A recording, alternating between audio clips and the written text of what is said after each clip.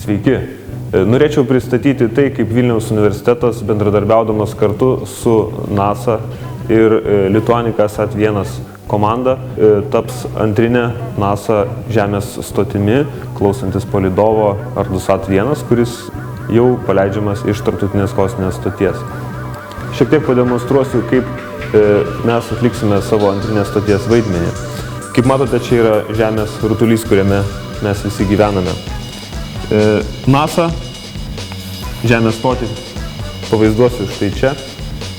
Mūsų antrinė Vilniaus universiteto ir Lituanica Sat1 Žemės ryšių stotį.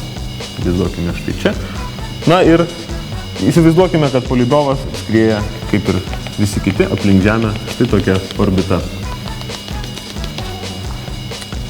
Kuom mes būsime naudingi? Na, kaip matote iš šio brėžinio, NASA ne visuomet gali klausytis palydovo. Ji gali atlikti savo funkciją tik tuomet, kada palydovas yra jos matymo ribose.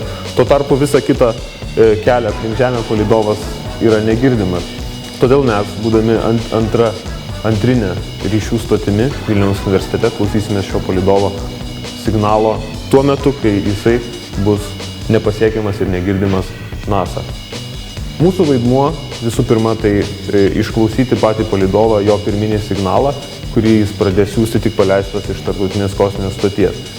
Jeigu mes išgirsime palydovo švyturį, na tai mes laikysime, kad tai yra pirminis sėkmės kriterijus ir pradėsime klausyti ne tik švyturio, tačiau ir palydovo telemetrijos, kuri mums pasakys apie tai, koks palydovo šiuo metu yra, kokia yra jo būklė.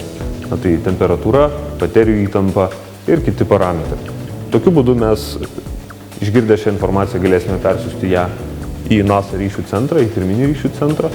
Ir jeigu viskas pavyks, galbūt mums taip pat bus leista įvykdyti tam tikras telekomandas, paprašyti palydovo atlikti vieną ar kitą veiksmą. Na, o kaip tai bus iš tikrųjų, priklausys nuo misijos sėkmės kriterijų.